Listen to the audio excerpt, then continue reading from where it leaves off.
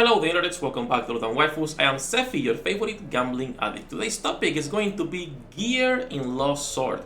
How to identify good pieces of gear, what is the priority for weapons, for armor, for trinkets, for runes, and in my opinion, how you should be setting up your gear in order to see what's good, what's bad, what you can scrap or save and invest later on, and how to also set up your team presets or your gear presets because it's really important. So of course, before we start, leave a like, subscribe, help me grow the channel, and let's jump directly into this guide. There is multiple things to talk about, to be honest.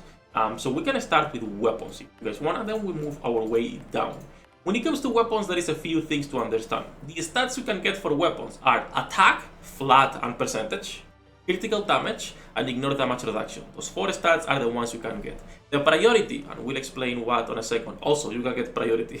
The priority for the stats is going to be attack over everything, critical damage, and ignore damage reduction is separate. It's like a different build. You will have different gear with attack critical, and you will have different gear with attack ignore or critical ignore, right? And we'll see why on a moment. Priority, what is priority? Because some of you have been asking too. If you are on PvP, and two characters are going to use their ultimate at the same time, your Tiamat and the enemy Tiamat, the one with the highest priority will ultimate first. That's it. The PvP stat is useless, you can ignore it completely. When it comes to the gear itself, like I was saying, attack takes priority. Your healers scale with attack. More attack means they're healing more. Your critical damage works for DPS characters, is second priority. Characters like Tiamat will benefit greatly for crit damage. And not this one, like this one for example, would be really good for Tiamat with triple crit, one attack. Even your Lancelot benefits from this, Lua, Ran, etc. Any DPS benefits from this. What about ignore damage reduction? Why it's a separate stat, like for example right here, double crit, double ignore. Ignore damage reduction, it's only useful if the boss has damage reduction. You cannot ignore something that doesn't exist. If, for example, on Kraken, it's a completely useless stat because as you can see, there is no damage reduction. He does not have a passive that has damage reduction. So for him, in this case, it would be completely useless. So where is this used? Well, it's used on Avalon. Most bosses and gates have damage reduction. It is used also on some of the bosses, and it is used as well on a Star Reincarnation because there is damage reduction on a lot of these bosses. Those are the places where you will be using ignore damage reduction, and it is nice if you can set up, as you can see, some pieces separate for that. So in my case, I have multiple pieces that are just ignore damage reduction attack, but right now if I'm doing normal content, I will be equipping a triple attack, one critical damage rather than the other one, right? Sorry, a double crit, double attack. Because it's better for normal content, that if I'm doing this for Kraken, makes no sense, right? I'm losing two lines. So that is the priority for weapons. Attack is the best one, critical damage, second best one, ignore damage reduction, situational but important, and then of course priority, you can completely ignore it. The last thing would be weapons with the skills. So the trident, the Gambate aim, the infinity staff, which is really good. Things like that you want to be saving because they are good long term. And for example, your tank will be able to use gear, or one of your supports can use this without worrying too much about anything. This is a good stuff for chapter 50. This is a good stuff for any tank because they don't do damage. So those weapons, I will suggest save them, lock them. Don't be like me that I lose one of them because I scrapped it. And also early on, you will not be getting gear with 4 lines. Settle for 2. Literally settle for 2 good lines. In fact, early on, you should just use whatever SSR gear you get. Then you can focus into getting 2 lines, percentage, good lines. And then you can focus later on getting 3 or 4 in order to save those pieces. That's it, enough about weapons. Let's talk about armors. Armors are still something people are discussing. A lot of people will swear by crit resistance, and I'm on that camp. A lot of people will swear by defense. And then some people like block chance. So what stats can you get here? Well, you can get, of course, defense, right? Both flat and percentage, block chance only percentage, and also crit resistance only percentage. A lot of this gear will have passive crit resistance. As you can see, most of them will have passive crit resistance. In my opinion, that is the priority.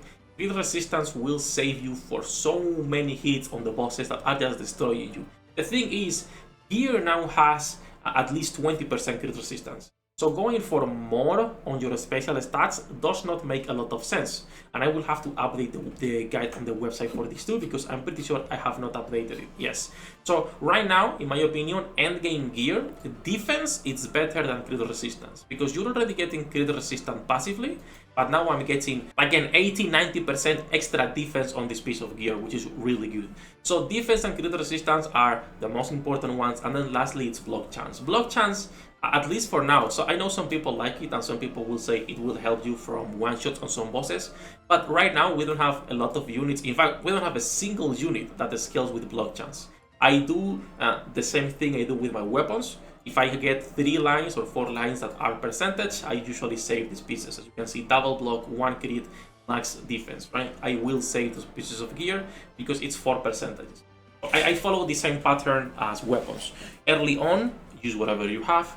Mid game, start looking for pieces with at least 2 percentage lines. End game, you go for 3-4 because there is no reason to give a piece with only 1 line or 2, right? So that's for armors. What about trinkets? Trinkets come in all sorts of shapes and forms. It's not only rings, right? You will be able to get later a lot more variety. This is situational. Trinkets, in my opinion, the most important thing is to look at the unique stats. Because, for example, endgame gear, it's giving us crit chance. Something early on you will not be able to get. I think the earliest you get is transformation scroll, and then you will have to wait for the crown of the dead in order to get them. So crit is always good. If you are getting passive attack and damage reduction is good. When it comes to the normal stats you can get in here, as far as I know, it's just HP. And I don't know you can get anything else. Can you even get anything else that is not HP? I don't think so. I think it's just flat and percentage HP. So you will be focusing on gear, just like the rest, that has at least 2 or 3 percentage HP lines. You will be able to get plenty of 3-4 line HP on this later. The rest, I usually save some of them with double HP, some of them, as you can see, with triple HP right here, or here another triple HP with the 1 flat, same here with the quadruple. Like, those are the ones I usually save for this. It's more important about the passive stats you're getting here rather than the special ones, because there is a lot of, like I was saying earlier, attack involved here, a lot of crit chance in here. For your healers, some extra healing. So that's it about trinkets. Again, it's just HP. It's not really complicated on this. We can move into the runes. Runes are, in my opinion, the hardest to get. But at least, again, in my experience in the 6 months playing, is the one that I have the most issues with.